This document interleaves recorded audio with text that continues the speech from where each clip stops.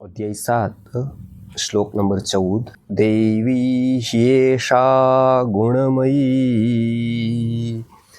देवी ह्येषा गुणमयी मम माया दुरत्यया मम माया दुरत्यया मामेव ये प्रपद्यन्ते मामेव ये प्रपद्यन्ते मायामेतां ते मायामेतां ते। આના પહેલાના શ્લોકમાં આવરક તરીકે મોહ એવી વાત કરેલી હતી, ત્રણ ગુણોની વાત કરેલી હતી, સત્વ, રજ અને તમ. સત્વગુણ, રજોગુણ અને તમોગુણ એ ત્રણેયના કાર્યો પણ જણાવ્યા હતા કે તમોગુણ શું કરે છે તો કે આવરણ ઊભું કરે છે, એ કવર્ડ કરે છે. એ ચાહે અહીંયા હોય ચાહે અહીંયા હોય, બે રસ્તા છે, બે રીત છે. એક તો આપણે ઉદાહરણમાં જોયું હતું કે એક જ્યોતિ છે, એ જ્યોતિ બહાર એનો પ્રકાશ નથી આવી શકતો કેમ કે ત્યાં મેષ છે, કાળાશ છે, એ આવરણ છે. એ આવરણ કયું છે તો કે પદાર્થનું આવરણ છે. એક તો એ છે કે પદાર્થમાં આવરણ હોય તો પદાર્થ વ્યવસ્થિત દેખાય નહીં. બીજી વસ્તુ એવી છે કે આંખનું આવરણ છે, ત્યાં બરાબર હોય પણ આંખની આડે પટ્ટી હોય તો પણ દેખાય નહીં. વર્ષો પહેલાં વિજ્ઞાન ભણાવતી વખતે બે વસ્તુ મને શીખડાવેલી કે વાદળા હજારો લાખો થાય ત્યારે સૂર્ય થાય, એટલો મોટો સૂર્ય છે. આ તો ત્યારે થઈ ગયો કે ઓહ એટલો મોટો સૂર્ય છે. થોડા દિવસ પછી પ્રશ્ન થયો જોતા કે જો એટલો મોટો સૂર્ય હોય તો વાદળા આવી જાય છે તો સૂર્ય ઢકાઈ જાય છે.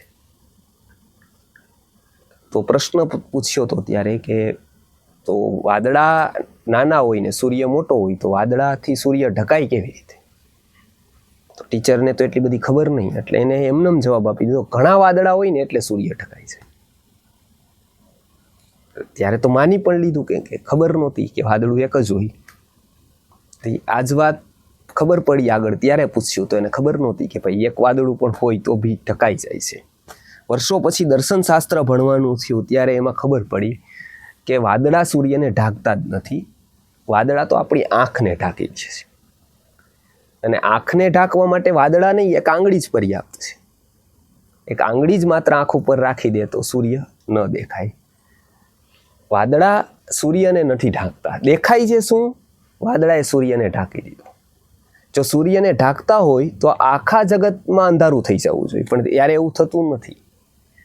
જ્યાં આપણી આંખ પહોંચે છે એટલાઓ ભાગ સૂર્યનો કવર્ડ કરી દે એવું આપણને લાગે છે, પણ એ વાદળા આપણી એટલી આંખ કવર કરે છે એટલે સૂર્ય નથી દેખાતો. સૂર્યને ઢાંકતા નથી, આપણી આંખને ઢાંકી દે છે. આ જ વસ્તુ એ વાદળાની પાર જઈને પ્લેનમાં આપણે જોઈએ કે જ્યાં વાદળાની પાર છે ત્યારે સૂર્ય દેખાય છે, તો એ કોને ઢાંકી? આંખ તો આપણી ત્યાંય છે અને અહીંયાય હતી. જો સૂર્ય ઢાંકેલો હોત તો ત્યાંય નહોતો દેખાવો જોઈતો તો કે જ્યારે આપણે વાદળાની પાર ગયા. પણ વાદળાની પાર જઈને સૂર્ય દેખાણો એનો અર્થ સૂર્ય ઢંકાયેલો જ નહોતો, ઢંકાયેલી આપણી આંખ હતી. તો વાદળા લાગે એવું કે સૂર્યને ઢાંકે છે, એ આપણી આંખને ઢાંકે છે. એવી રીતે બે ભ્રમ છે. એક ભ્રમ એ પદાર્થ ઢાંકે છે, પદાર્થમાં ભ્રમ થાય છે. બીજો ભ્રમ એવો કે વ્યક્તિની આંખ ઢકાઈ જાય છે. આંખ ઢકાઈ જાય છે એને મોહ કહેવાય છે, અને પદાર્થ ઢકાઈ જાય છે એને માયા કહેવાય છે. એટલે આપણે એમ કહીએ છીએ કે મોહ માયામાં બે શબ્દ હંમેશા આપણે ગુજરાતી ભજનમાં બીજે બધી જ જગ્યાએ સાંભળીએ કે મોહ માયા વ્યાપે નહીં જેને. તો મોહ માયા બે અલગ શબ્દો કેમ કીધા? આમ તો એક જ જેવા લાગે. તો કે મોહ એટલે કે આંખનું આવરક, કર્તાનું આવરક, કર્તાને ઢાંકવાવાળું, પોતાને ઢાંકવાવાળું. માયા એટલે પદાર્થને ઢાંકવાવાળું. આ બે, એક સબ્જેક્ટિવ છે અને એક ઓબ્જેક્ટિવ છે. સબ્જેક્ટિવ એ પોતાને ઢાંકે છે, એ મોહ છે. ઓબ્જેક્ટિવ પદાર્થને ઢાંકે છે.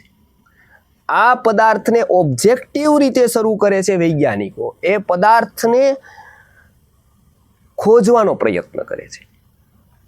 એના પડ ઉખેડે છે કે આમાં સત્ય શું હશે, પણ સબ્જેક્ટ ઉપર નથી કામ કરતા. એમ છે એનું કહેવાનું કે આ જગત ઉપર આવરણ છે, એની અંદર સત્ય છે, અને એ ત્યાં સુધી પહોંચે છે એ આવરણ હટાવીને, એટલે વૈજ્ઞાનિક થાય છે. એ પદાર્થથી પરમાણુ સુધી પહોંચે છે કે ઓબ્જેક્ટ ઉપર કામ કરે છે. ઓબ્જેક્ટ કવર્ડ પદાર્થ છે, અને એ ત્યાંથી જઈ અને ક્યાં સુધી પહોંચે છે? પરમાણુ સુધી. એટલે વૈજ્ઞાનિક છે. એ પણ ભ્રમ દૂર કરવાનો પ્રયત્ન કરે છે, એ પણ સત્ય પામવાનો પ્રયત્ન કરે છે, પણ એ ઓબ્જેક્ટ ઉપર કરે છે. તત્વજ્ઞાની અને વેદાંતિઓ એ જ કામ આત્મા ઉપર કરે છે. એ એમ કે છે કે ત્યાં ખાલી કરશું તો એ કે હજારો લાખો પદાર્થો ઉપર કરવું પડશે. કોઈ એક પદાર્થ તો છે નહીં ને, હરેક પદાર્થની રીતિ અલગ અલગ છે. એટલે જેને એક પદાર્થ ઉપર કર્યું એને પાછો બીજો પદાર્થ વિશે એટલું જ જ્ઞાન છે કે જેવું પેલા ઉપર. એને એકનો તો પાર પામી દીધો, એને એક ખબર પડી ગઈ, ધાતુ ખબર પડી ગઈ, પણ વનસ્પતિ એના માટે એટલી જ અનનોન છે જેટલી ધાતુ હતી. ધાતુ ખબર વનસ્પતિ પણ પડી ગઈ કદાચ, તો ખનિજ એના માટે એટલું જ અજ્ઞાત છે કે જેટલું પેલા વનસ્પતિ હતી. એવું એક પદાર્થ ઉપર જાય કે રસાયણ એના ઉપર એટલું જ અજ્ઞાત છે કે જેટલું બીજો હતો. એક ઉપર કરે છે ત્યારે એ કોઈ એક ઉપરનો આંશિક સાક્ષાત્કાર વૈજ્ઞાનિક કરી શકે છે. એ ત્યાં સુધી પહોંચે છે. વેદાંતી અને તત્વજ્ઞાની વ્યક્તિ સબ્જેક્ટિવ કરે છે. એ એવું કહે છે કે એના સત્યને જાણવા માટે ત્યાં જવાની એક રસ્તો તો ત્યાંનો છે. એક રસ્તો એવો છે કે પોતાની અંદર ઉતરો, પોતાને જાણી લીધો એને. તો યસ્મિન જ્ઞાતે ભવેદ જ્ઞાતમ વાંગમયમ સચરાચરમ. તો એ પદાર્થ પણ એને જાણીતો થઈ જાય છે. પોતા ઉપર કામ કરી દીધું, એને પદાર્થ ઉપરનું કવડ હટી જ જાય છે. કેમ કે સૌથી કઠણ પોતાના ઉપરનું હટાવવું છે. એટલે મોટા ભાગના બીજો જે વર્ગ છે એ તત્વજ્ઞાની અથવા તો વેદાંતી કહેવાય છે. એ આત્મા ઉપર કાર્ય કરે છે. બંને મુસાફરો છે, બંનેના ડેસ્ટિનેશન અલગ અલગ છે, એટલે બંનેના અનુભવો અલગ અલગ છે. એકની યાત્રા પદાર્થથી પરમાણુ સુધી જાય છે, એકની આત્માથી શરૂ થઈ અને પરમાત્મા સુધી જાય છે. પણ જીવનના અંતે બંને જોઈએ તો આલ્બર્ટ આઇન્સ્ટાઈન ખૂબ મોટા સાયન્ટિસ્ટ, ખૂબ જ મહેનત કરી, ખૂબ મોટી પ્રતિભા, કદાચ 2000 વર્ષમાં એવી કોઈ પ્રતિભા નથી થઈ, એવી પ્રતિભા વિજ્ઞાનમાં એની. છેલ્લે શું કીધું કે હવે મને બીજો જન્મ મળે તો કદાચ હું વૈજ્ઞાનિક ન થવાનું જ પસંદ, હું કોમન મેન નહીં મહેનત થઈશ. કેમ કે આ વિજ્ઞાનને કારણે હજારો લાખો લોકોને મેં એવી ચાવી આપી દીધી કે જેનાથી હજારો લાખો લોકોનું નુકસાન થશે અને એનો જીવ જશે. અનેક શોધો અનેક લોકોનો જીવ લઈ લેશે, એવા બોમ્બ બનશે, એવું બધું થશે. તો એ ગિલ્ટી કોન્શિયન્સ આવી ગઈ અંતિમમાં. એવા અનેક લોકોના જીવન જોઈએ તો અંતમાં જઈને એ કહે છે, બહાર બહુ સરસ દેખાય છે, એવોર્ડ્સ પણ સારા છે, બધું જ રૂપરંગ સારું દેખાય છે, પણ અંતે એક ગિલ્ટી છે. એ સત્યને ન જાણવાની છે, એ આત્મા સુધી ન પહોંચવાની છે. લતા મંગેશકર કેટલા ગીત ગાયા એને, કેવો રાગ, કુદરતની કોઈ એક ઉત્તમ બક્ષિસ કહેવાય. કેમ કે એ કોઈ સરળ નથી. વ્યક્તિને શબ્દ સૌંદર્ય મળવું એ કાંઈ એમનેમ નથી મળતું. ઉત્તમ પુણ્યનો પરિપાક થાય ત્યારે કોઈ પણ વસ્તુ મળતી હોય છે, જે ગોડ ગિફ્ટ કહેવાય છે. એ બીજું કોઈ આપી શકતું નથી ને એ કોઈ પ્રયત્નથી કે પુરુષાર્થથી પણ મેળવી શકાતી નથી. કોઈ એવું કે આપણે યુનિવર્સિટીમાં કોકને બેસાડીને કરીને કોલેજ કરાવી શકીએ, વોકલ કરાવી શકીએ, સંગીત શીખડાવી શકીએ, લતા મંગેશકર નો બનાવી શકીએ, ગીતો બનાવી શકે, રિયાઝ કરે, પ્રોગ્રામ કરે, એ બીજું બધું થાય. પણ એક ગોડ ગિફ્ટ હોય, એ ગોડ ગિફ્ટ જ હોય. એ પુરુષાર્થથી અમુક વસ્તુ આપણે સિદ્ધ ન જ કરી શકીએ, એ જન્મતઃ જ હોય. એના પછી એની ઉપર કંઈક થઈ શકે, પણ બેઝ હોવો જોઈએ. એટલે ગુરુ બધાને તૈયાર ન કરી શકે, ગુરુ સમર્થ બરાબર જ હોય, પણ કોને તૈયાર કરી શકે કે સામેવાળો બેઝ તો હોવો જોઈએ. એનામાં બેઝ હોય તો આ કામ કરી શકે, જો બેઝ જ ન હોય તો કામ ન કરી શકે. અંતમાં એને એવું કીધું કે ભાઈ તમને એને ઇન્ટરવ્યૂ ખરેખર જોવા જેવો છે. એમનું ઇન્ટરવ્યૂ લીધું પત્રકાર, શોક લાગે ઘણા બુદ્ધિમાનોને. એને એવું કીધું કે બીજો જન્મ કદાચ મારો હોય તો હું એવું પસંદ નથી કરતી કે હું લતા મંગેશકર થાઉં, કારણ કે તમે મારું બહારનું જીવન જોયું છે, બહારનું જોયું છે, મારું બહારનું સુખ જોયું છે. મને અંદર કેટલા દુઃખો છે એ તમને ક્યાં ખબર છે? મારી અંદરની શું સ્થિતિ છે એવું ક્યાં કોઈ જાણે છે? એટલે બીજી વાર તો હું જો જન્મ લઉં તો હું એ જ પ્રાર્થના કરીશ, હું કોમન મેન થાઉં, કે મને કોઈ જ વસ્તુ નથી જોતી. હું એક હોઈ શકું કે હું એક સાવ સાધારણ ઘરે જાઉં, પણ મને મોટાઈ ન આપો. સામાન્ય વ્યક્તિને આ મગજમાં ન ઉતરે એવી વાત છે, કેમ કે સાધારણ વ્યક્તિ તો હંમેશા મોટો બનવા પ્રયત્નરત છે. હંમેશા એની એક જ લાલસા છે, ક્યાંક હું મોટો બની જાઉં. કોક પદાર્થ સાથે સંપર્ક થઈ જાય, 5, 10, 20, 25, 50, પણ આની આ એક કરુણતા છે. હંમેશા પદાર્થના લોકોને એ કરુણતાનો અહેસાસ થાય છે. બીજા લોકો છે એ આત્મા ઉપર કામ કરે છે, સબ્જેક્ટિવ છે. એ પ્રયત્ન કરે છે કે એ સત્યને જાણી શકે, એ પોતાના જીવનને જાણી શકે. આ બીજો વર્ગ એક છે. આવા બે વર્ગો છે. અહીંયા એવું કીધું કે આ એક માયા દૈવી યશા ગુણમયી, આ ત્રિગુણાત્મક ત્રિગુણથી જે એક માયા છે એનું નામ માયા આપ્યું છે. મમ માયા દુરત્યયા, એ દુષ્કર છે એને એની પાર જવું. એટલે પેલી બાજુ પણ દુષ્કર છે પદાર્થના સ્તર ઉપર પણ, અને આ ઉપર પણ દુષ્કર છે આત્માના સ્તર ઉપર પણ. બંને બાજુ એક એક આવરણ છે. પોતાની ઉપર આંખમાં એક પટ્ટી છે અને એક પટ્ટી ત્યાં પણ છે પદાર્થ ઉપર પણ. પદાર્થ ઉપર પટ્ટી છે એને સાધારણતાથી માયા કહેવાય છે, કે એને એક કહેવાય છે કે આવરક તત્વ કહેવાય છે. અહીંયા પણ એક પટ્ટી છે એને મોહ કહેવાય છે. પેલા વખતમાં જોઈ લીધું કે મોહિતમ નાભિજાનાતી, અહીંયા જ્યાં સુધી છે ત્યાં સુધી પણ જ્ઞાન નથી થતું, ને ત્યાં કવર છે ત્યાં સુધી પણ જ્ઞાન નથી થતું. રસ્તો શું? તો એમાં રસ્તો બતાવે છે, મામે વયે પ્રપદ્યંતે. એમાં કીધું કે અંધારું છે, ઓકે, તો અંધારું છે તો કામ શેના ઉપર કરશો? અંધારાને દૂર હટાવવા પ્રયત્ન કરશો કે પછી પ્રકાશ કરશો? બે રસ્તા છે. એક તો અંધારાને દૂર હટાવવા ઘણા લોકો પ્રયત્ન કરે તો અંધારું ન હટે. અંધારું હટાવવું હોય તો શું કરવું પડે? તો કે અંધારા ઉપર કાંઈ જ નહીં કરવાનું, પ્રકાશ કરો એટલે અંધારું દૂર થઈ જાય. એમ એના ઉપર એને હટાવવું છે તો કાંઈ નહીં કરવાનું. તો શું કીધું કે મામે વયે પ્રપદ્યંતે. કોઈ વ્યક્તિ શરૂઆત કરે છે જ્ઞાન મેળવવાની, મામે વય એટલે અહીંયા પરમાત્મા સૂચક વાક્ય છે, કે મને ભજવાની શરૂઆત કરે છે, સાધનાની શરૂઆત કરે છે. માયા મેતાંતરંતી છે, એ શું કરે છે? એ ક્રોસ કરે છે માયાને, એટલે એ હટી દૂર. પ્રકાશની ઉપાસનાની અહીંયા મહત્વ સમજાવ્યું છે, કે મામે વયે પ્રપદ્યંતે, પ્રકાશની ઉપાસના કરે છે, આત્માની ઉપાસના કરે છે.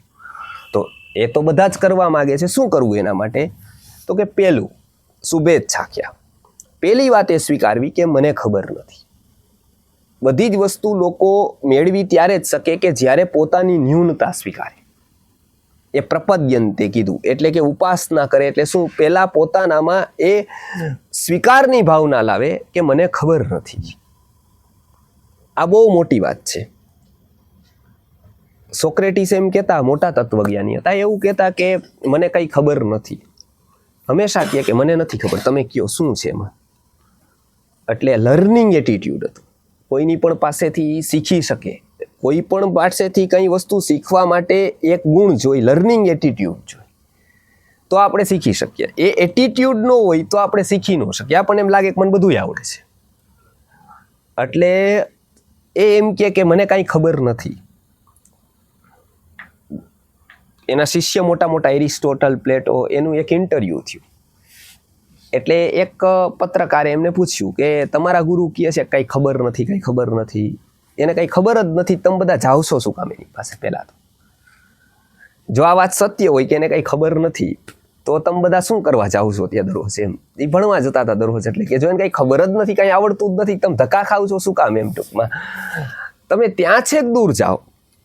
એથેન્સમાં કેટલું બધું દૂર છે, કેટલી અવ્યવસ્થા છે, પત્ની પ્રતિકૂળ છે, એટલે ઘરે ઝઘડો છે એનો, એ કાંઈ સફળ નથી જીવનમાં, એને કાંઈ કુદરતે નથી આપ્યું. એના કરતાં જો એને ખબર જ નથી ને તમારે એની પાસે જવું હોય તો આપણા અહીંયા પાડોશી જેવા છે, એને કાંઈ ખબર નથી, તો તમે અહીંયા જ જાઓ ને, તમારે કોઈની પાસે જવું છે એને ખબર નથી, અને આને ખબર નથી. આ વ્યક્તિ અહીંયા ફ્રી જ બેઠો છે, આની પાસે જાવ તો આનો ટાઈમ પાસ થશે, આને મજા આવશે, સોક્રેટિસને તુલટું તમે જાવ તો કંટાળોય આવે છે, મજાય નથી આવતી, અને એને લાગે છે કે મેં ટાઈમ વેસ્ટ કર્યો. ઘણી વાર કહે કે મને એવું લાગે છે કે હું તમારી પાસે ટાઈમ વેસ્ટ કરું છું.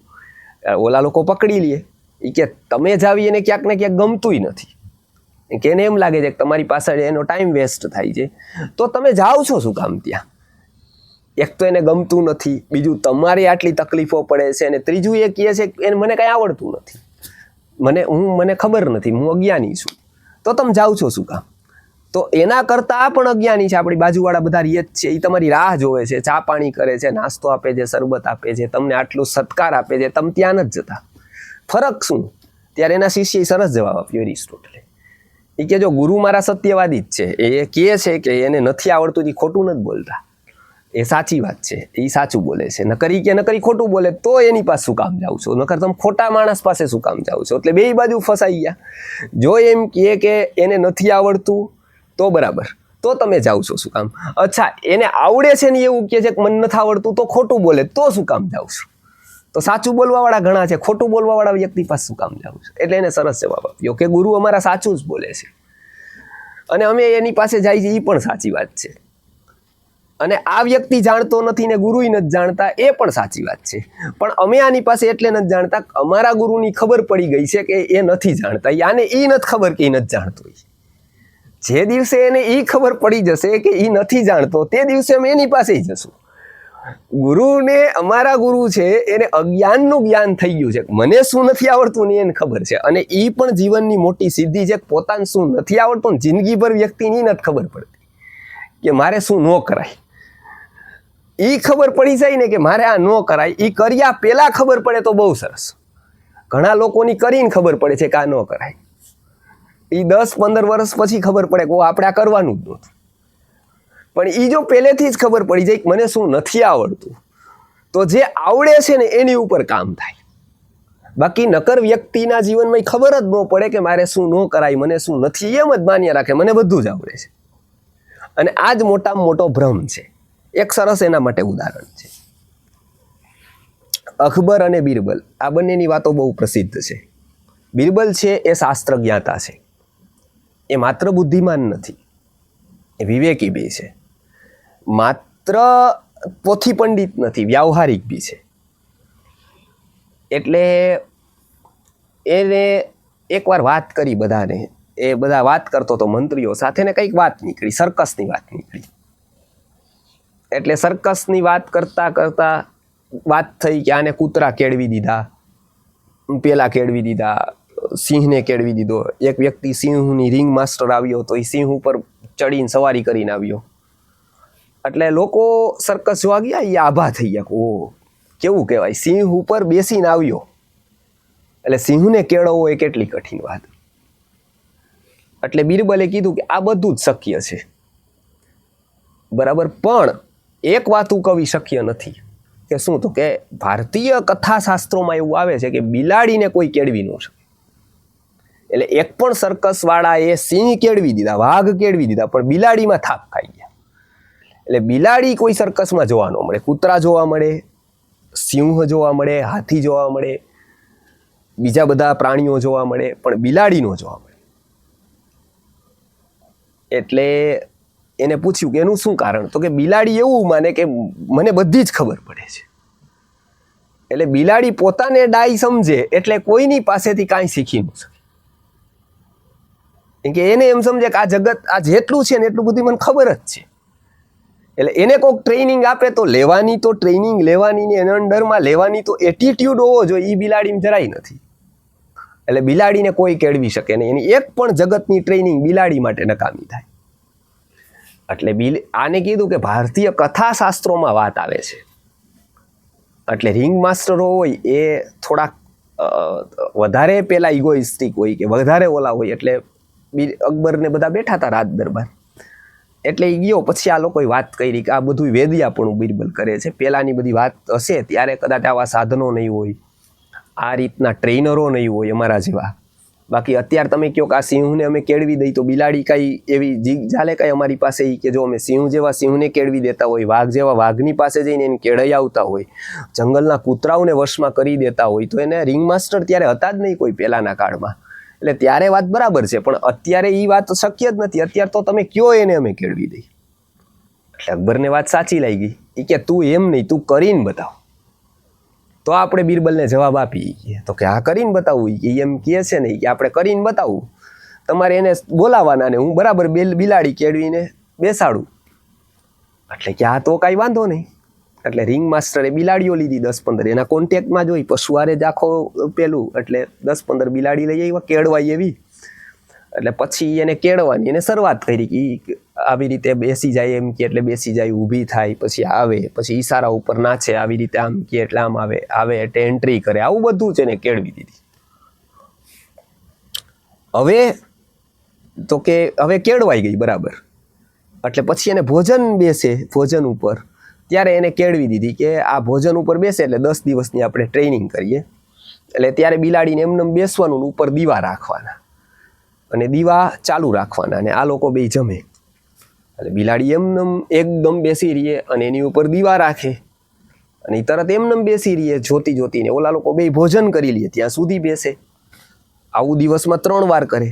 એટલે ટ્રેનિંગ પૂરેપૂરી થઈ ગઈ. એટલે બિરબલને આમંત્રણ આપ્યું આવતા મહિને આવવાનું કે આપણે અહીંયા જમણવાર રાખ્યો, તમે જમવા આવો. તો કેમ નમ કારણ વગર? તો કે ના આપણે થોડીક પ્રદર્શન કરવાનું છે બીજું બધું, અને તમે આવો એટલે કહેવાનું. એટલે બિરબલે જાણી લીધી વાત કે આટલું કેવી રીતે અચાનક આવું ગોઠવાઈ ગયું.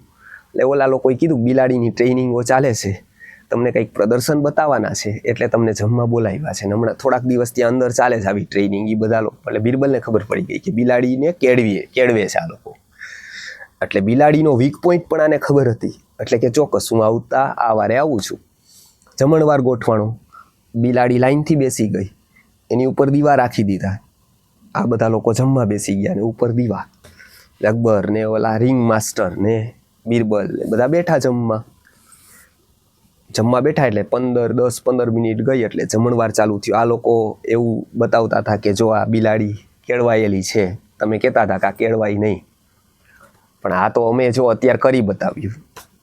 તમારી થિયરી આ અને અમારું પ્રયોગ પ્રેક્ટિકલ આ. એટલે પૂરું થતું હતું. વાતો કરી કે એ બધા બેઠા હતા. આ કાંઈ વાતમાં ખાલી એમને જ કહેતા હતા કે જો આ વસ્તુ.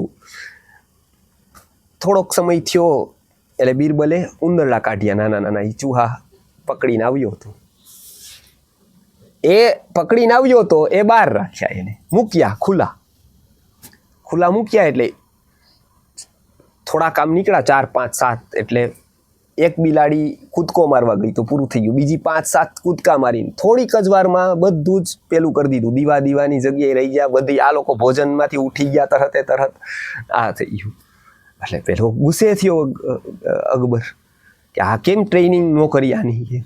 કે ટ્રેનિંગ ત્યાં સુધી જતી જ્યાં સુધી ઉંદર નહોતા. ઉંદર આવતા બધી ટ્રેનિંગો પૂરી. ક્યાં સુધી ટ્રેનિંગ હતી કે જ્યાં સુધી ઉંદર નહોતા ત્યાં સુધી બધી ટ્રેનિંગ હતી. મને થોડી ખબર હતી કે આ લઈને આવશે, તો કે એ કોઈ કઈને લઈને આવે, એ કોઈ તમને આમંત્રણ આપે કે હું લઈને આવીશ કાલે, તૈયાર રાખજો. એની એવી ટ્રેનિંગનો કોઈ અર્થ ખરો? તો કે ના, એવીનો કોઈ અર્થ નહીં. પછી એને સમજાણું. બિરબલે પછી વાત કરી કે તેને કેળવી ખરા, પણ એ વિપરીત પરિસ્થિતિમાં શું કરશે, પ્રલોભનમાં શું કરશે, એ તું કેળવી શક્યો? તો કે ના. કેમ ન કેળવી શક્યો એ તને ખબર છે? તો કે ના. એનું કારણ એવું છે કે બિલાડી પોતાને જ બુદ્ધિમાન એટલી સમજે છે કે એને બીજી વ્યક્તિ એને જો ખબર ન હોય, એ પોતાને એટલી બધી સમજે છે કે એને જે મનમાં ન હોય ને એની જે પરિસ્થિતિ અચાનક આવે એમાં શું કરવું, એના માટે એને કોઈ ન કેળવી શકે. એમ કે કેળવવા માટે એક એટીટ્યુડ જોઈએ બિલાડીમાં નથી. એવી જ રીતે અહીંયા પણ એવું કહે છે કે કોઈક એક ઉપાસના, કોઈક એટીટ્યુડ એવો જોઈએ કે જે સત્ય પ્રત્યેનો આપણો હોવો જોઈએ.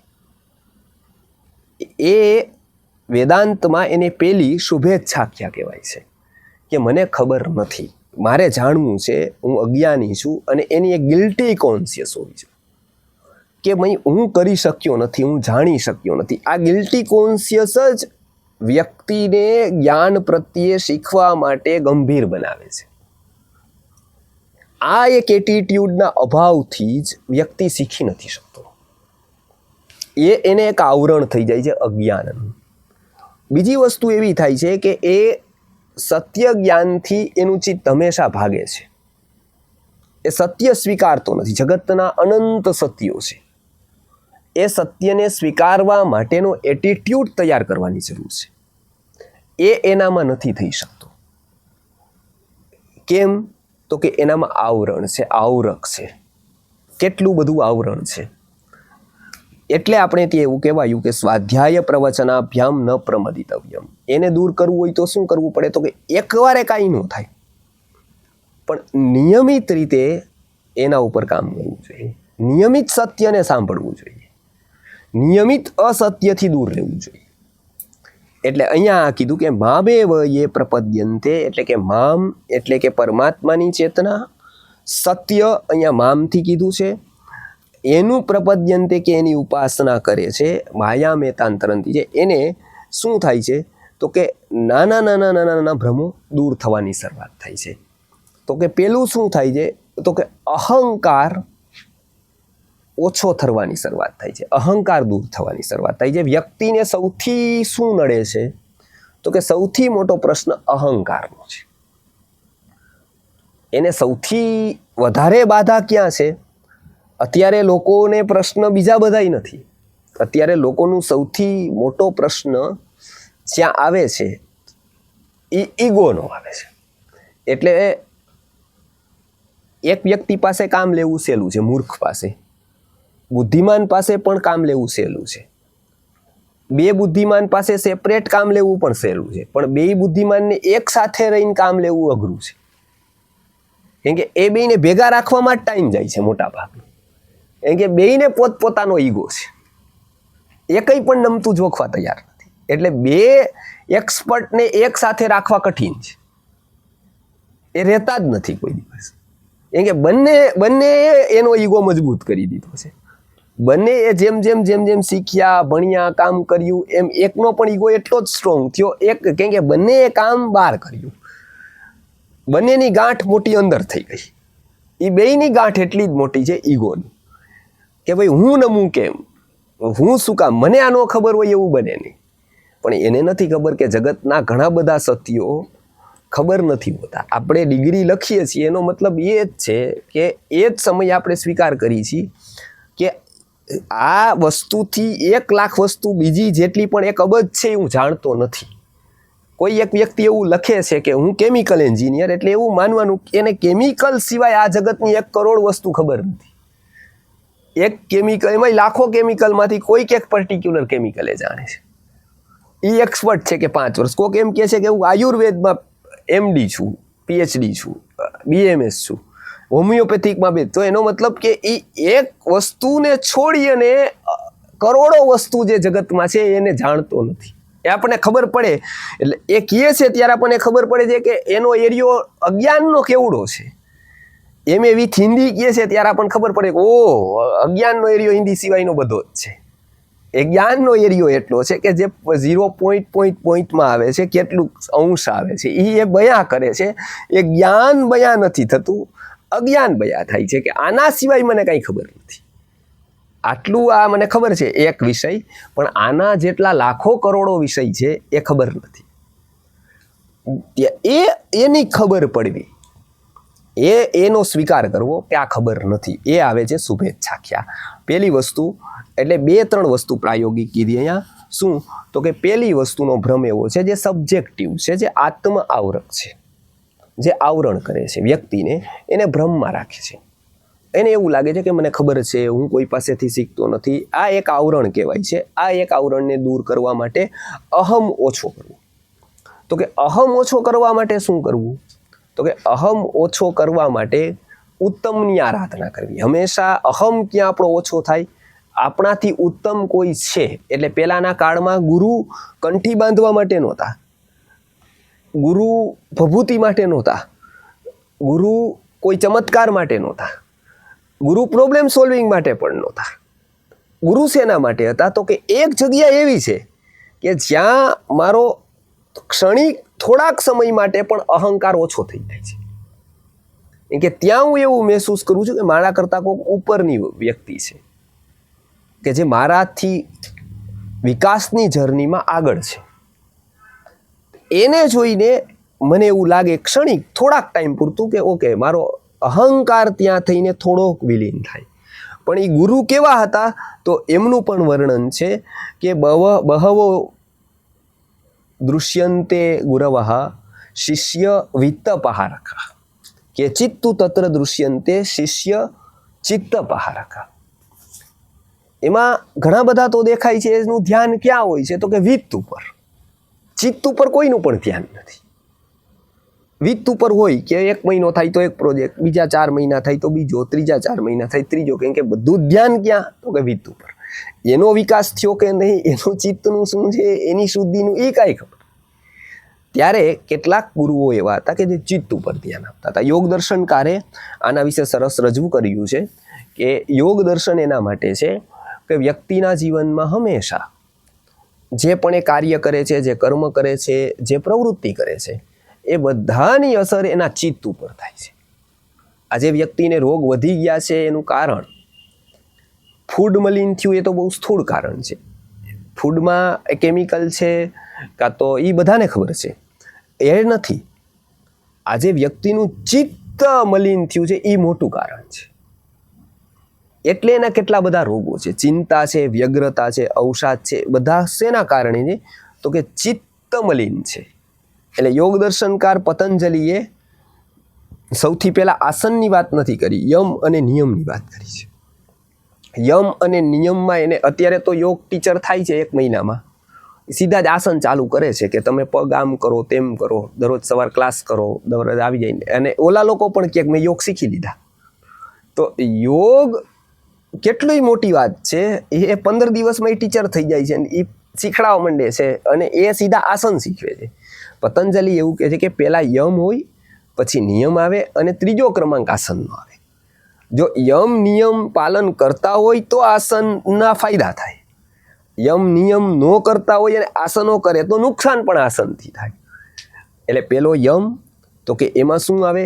તો કે સત્ય આવે, અહિંસા આવે, અસ્તેય આવે, અપરિગ્રહ આવે, બ્રહ્મચર્ય એ સત્યમાં આવે. શૌચ, સંતોષ, તપસ્વાધ્યાય, ઈશ્વર પ્રણિધાન નિયમમાં આવે. અને આ 2 થાય પછી ચિત્તની એવી અવસ્થા આવે, એવા હોર્મોનલ એનું બેલેન્સિંગ થાય, પછી જે આસનોનો પ્રભાવ કે પ્રાણાયામનો પ્રભાવ કે પ્રત્યાહારનો પ્રભાવ શરીર ઉપર, મન ઉપર થાય. એટલે સૌ પ્રથમ યોગ દર્શનકારે પણ એ વાત કરેલી છે કે ચિત્ત શુદ્ધિ એ મહત્વની છે. જેટલો અહંકાર ઓછો થતો જશે એટલી વ્યક્તિના જીવનમાં ચિત્ત શુદ્ધિ થતી જશે. એ સૌથી મોટું કામ એ અહંકારનું છે.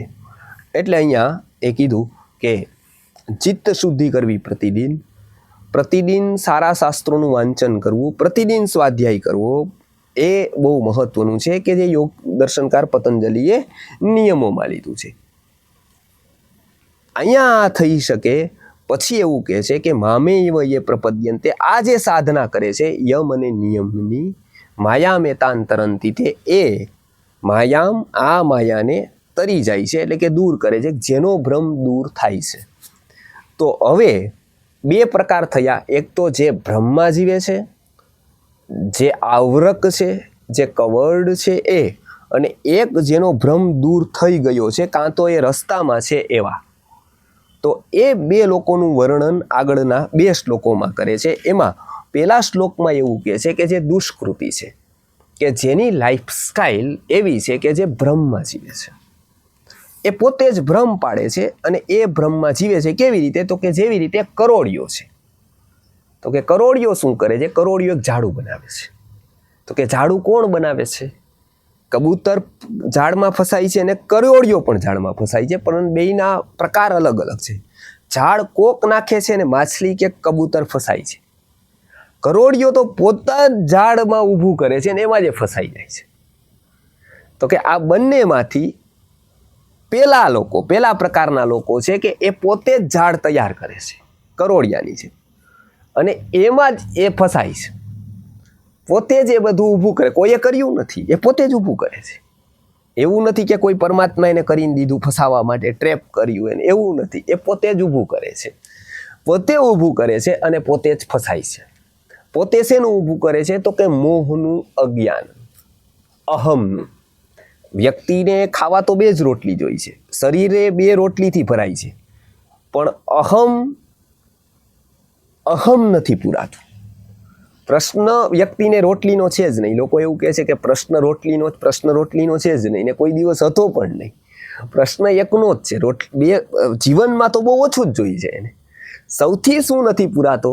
તો કે સૌથી દુષ્પુર છે એ અહમ છે, એ નથી પૂરાતો. એટલે જોજો, કોઈને ત્યાં બોલાવે કોઈ વ્યક્તિ અને પછી એને આમંત્રણ આપ્યા પછી એને બોલાવે નહીં, જમવાનું આપે, થાળી આપે, સરસ ડીશ, એનો પાસ પણ આપી દે, એ ડીશ ખાઈ લે, અને એમાં 32 પ્રકારના વ્યંજન હોય ને 320 પ્રકારના હોય, તો એને સરસ રીતના એનું પેટ તો ભરાણું, એને સરસ રીતના થઈ ગયું કે આવું તો કોઈ દિવસ ખાધું જ નહોતું, એવી થાળી હતી, એવું વાતાવરણ હતું, સરસ એવું સંગીત હતું, બધું જ હતું, પણ એને બોલાવ્યો નહીં. તો એને સારું લાગશે કે ખરાબ લાગશે? તો કે એને ખરાબ લાગશે. કેમ? તો કે એનું પેટ ભરાણું, અહમ નો ભરાણું. એને એક જગ્યાએ ચોટ લાગી, એ ચોટ શરીરની નહોતી. શરીરની લાગી હોત, ઠેસ ને પડી ગયો તો તરત એ પુરાઈ જાત. એક પાટો જોત જીપી વાળાનો કે ડોક્ટરનો, અહીંયા અહમને લાગી. હવે એને પુરાતા તકલીફ, હવે વર્ષો સુધી એને યાદ રહેશે, વર્ષો સુધી એ કીધે રાખશે, વર્ષો સુધી કહેશે કે આ ફલાણી જગ્યાએ લગ્ન હતા ત્યારે આવું થયું, તેવું બધું જ એઝ ઇટ ઇઝ. જન્મારાઓ, એક જન્મ નહીં, એ એવી ગાંઠ હશે એને જન્મારાઓમાં યાદ રહેશે કે ત્યારે આવું થયું હતું. કેમ? તો કે એ ચોટ ક્યાં વાગી? તો કે અહમને વાગી. પ્રશ્ન ક્યાં છે? આનો નથી, રોટલીનો નથી, ભૌતિકતાનો નથી, પ્રશ્ન અહમનો છે. તો પેલા વ્યક્તિ જે ઇગોઇસ્ટિક કહેવાય છે, જેનું વર્ણન આસુરી સંપત્તિના 16મા અધ્યાયમાં કરેલું છે, કે એ અહમ માટે જીવનારા લોકો હોય છે. એનું આરાધ્ય એક જ છે, અહમ. હું કેવી રીતે મોટો થઈ જાઉં, મારું કેવી રીતે સામ્રાજ્ય થઈ જાય, હું કેન્દ્ર બિંદુમાં જોવો જોઈએ, મારાથી કોઈ બીજું કેન્દ્રમાં નથી. આવી જીવનશૈલીવાળા એક લોકો છે કે જેને ગીતાકાર દુષ્કૃતિ લોકો કહે છે. અને એક વ્યક્તિ પોતાનો અહમ ઓગાળવામાં, અહમનું વિલીનીકરણ કરવામાં હંમેશા પ્રયત્નરત હોય છે કે મારો સાધન તરીકે ઉપયોગ કેમ થઈ જાય, હું શૂન્ય તરફ કેમ જાઉં, એને ભક્ત કહે છે. આ બંનેનું વર્ણન આગળના એક શ્લોકમાં દુષ્કૃતિનું અને પછીના શ્લોકમાં 16મા શ્લોકમાં એ ભક્તનું વર્ણન કરે છે. બંનેમાં એક છે કે એક આવરણ સહિત જીવે છે અને એક સત્ય સહિત જીવે છે. એનું આપણે આવતા વખતે જોઈશું. આવતા વખતે આપણે 15 અને 16મા શ્લોકને સાથે જોઈશું. ગુરુર બ્રહ્મા ગુરુર વિષ્ણુ ગુરુર્દેવ